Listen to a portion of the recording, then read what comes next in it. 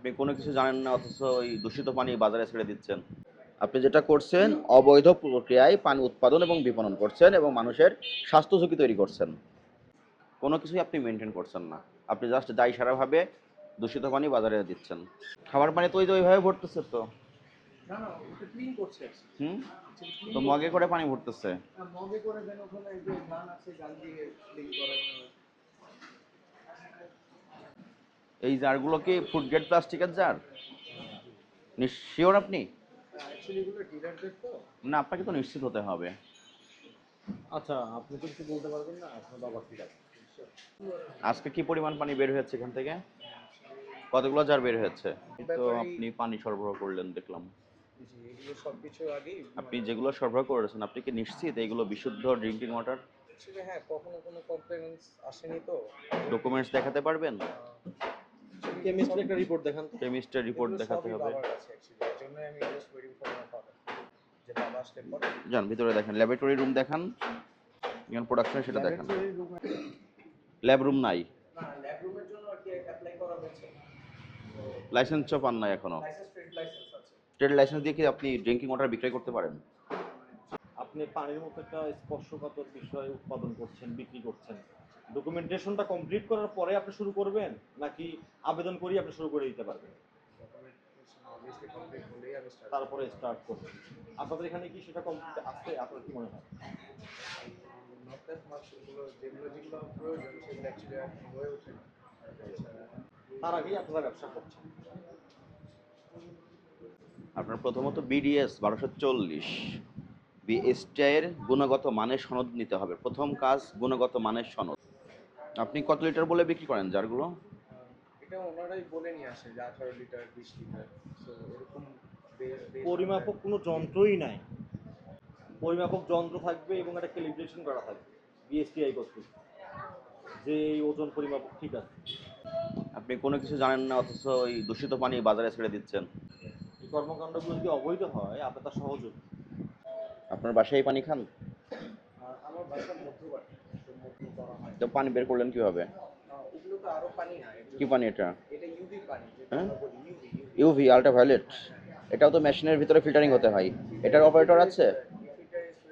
Operator operate আছে? করে কি? অপারেট করে আজকে অপারেট করেছে? হ্যাঁ আজকে ডাকেন তাকে। ডাকেন। ম্যানেজার কই? এই ম্যানেজার। ইউভি মানে কি? ইউভি মানে কি, অর্থ কি জানেন না? ইউভি মানে জানে না, উনি এটা অপারেট করে। যে অপারেট করবে মেশিনটা সে তো এটার পূর্ণাঙ্গ রূপটাই জানে না। সে সে কিভাবে অপারেট করবে? আপনি কোথায় পড়ালেখা করেছেন? পড়ালেখা কোথায় করেছেন? হ্যাঁ, সায়েন্স স্কুলে। কোন ক্লাস পর্যন্ত পড়ালেখা করেছেন? ক্লাস 7 পর্যন্ত। ও। এই মেশিন অপারেট করা শিখলেন কিভাবে?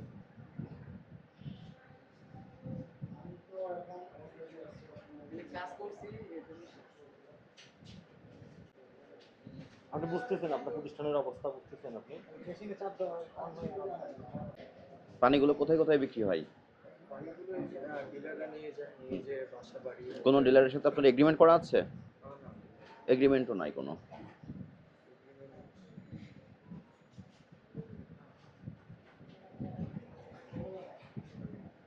আপনারা এখানে টোটালি অবৈধ প্রক্রিয়ায় পানি উৎপাদন এবং বিপণন করছেন এবং যে জারের মাধ্যমে পানিগুলো বাজারে দিচ্ছেন সেখানে কোথাও মৌখিকরণ করা হচ্ছে না, তথ্যগুলো গোপন করা হচ্ছে।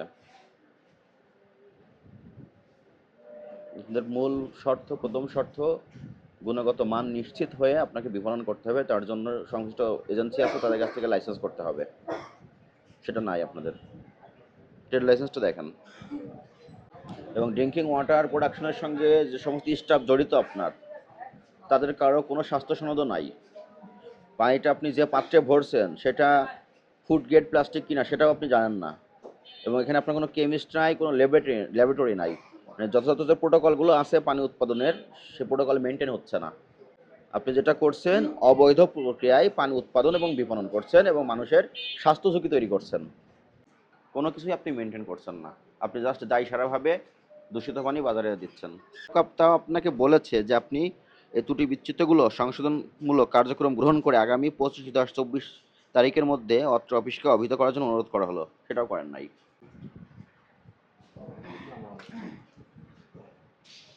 প্রতিষ্ঠান কি আপনার? জি।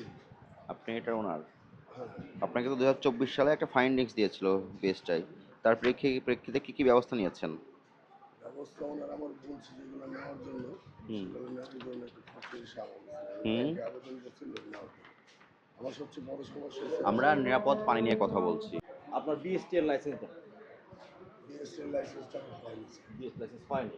আমি ওকে, মানে ফাইন। যেটা আপনার বললাম ল্যাব কোথায়? ওইটার জন্যই তো এগুলো আমি এগুলো আপনার আমার ল্যাব নাই। আমি বলি আচ্ছা, স্যার আপনার কেমিস্টকে নিয়োগ দিয়েছেন, সে আমাদের কাগজ দেখান।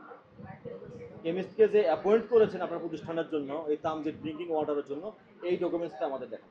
মানে এই ডকুমেন্টসটা তো আমার এই যে এই বিএসসি কাগজপত্র আছে। আচ্ছা, মানে আপনার chemistry- এখানে যে ক্যানগুলো পরিষ্কার, জারগুলোতে পরিষ্কার করা হচ্ছে, এটা কি দিয়ে পরিষ্কার করা হয়? যে একটা মেশিন দিচ্ছি পাম্পে কি মেশিন? ওয়াটার আমরা কিন্তু এখানে ম্যানুয়ালি দেখেছি। আচ্ছা বলেন তো এটা কি দিয়ে পরিষ্কার করার নিয়ম কি? এটা ওনারা আমার যে মেশিনের কথা বলছে যে আরো ওয়াশ করার জন্য আচ্ছা, দেন পানি এটা যে পরিষ্কার করা হবে এটা কি দিয়ে পরিষ্কার করা হবে? জারটা কি দিয়ে পরিষ্কার করা হবে? এই উপকরণটার নাম বলেন। এটা তো আপনার একটা কেমিক্যাল আছে নাম কি সেটা? সেটার নামটা এটা ক্লোরিন দিয়ে আপনার পরিষ্কার করতে হয়। হ্যাঁ ওইটাই মানে নাম আমি জানি কেমিক্যাল আছে আমি জানি আচ্ছা, আপনার ট্রেড লাইসেন্স দেখান হালনাগাদ, ওটা 2025 পর্যন্ত। না হালনাগাদ আমরা আছে। হ্যাঁ দেখান, হালনাগাদ দেখান। ওখানে ওইটা হালনাগাদ সমস্যা শুধু এইটাই আপনার কাছে আছে, আর কিছুই না। আমি স্যার আচ্ছা শোনেন, আপনার এগুলো যখন বের হবে তখন লেবেলিং হবে না? লেবেলিং হবে না এটা? এটা তো লেবেলিং হবে তখনই যখন আমার বিএসটি অনুমতি দিব অনুমতি ছাড়া তো আমি অনুমতি ছাড়া আপনি কিভাবে এই পানির মতো একটা বিষয় আমি ইয়ে করছেন? বললাম, আমার কাছে বাস আপনাদের যে আচ্ছা, নিয়মগুলো আপনাদের তাহলে পরে আমার কোনো আচ্ছা শোনেন, সমস্যা নেই। পানি আমি নিজেও খাই। আপনাকে বলি আমরা সেটা আর হচ্ছে যে আমার সমস্যা হয়েছে এতটুকু তাহলে আমি কি খাই না। এতগুলো যে শর্টেজ আমি ইনশাল্লাহ ঈদের পরে এগুলো সব কমপ্লিট করে দেবো। আপনাকে 24 2024 সালে সালে findings দিয়েছে। বিএসটিআই ফাইন্ডিংস দিয়ে গিয়েছে।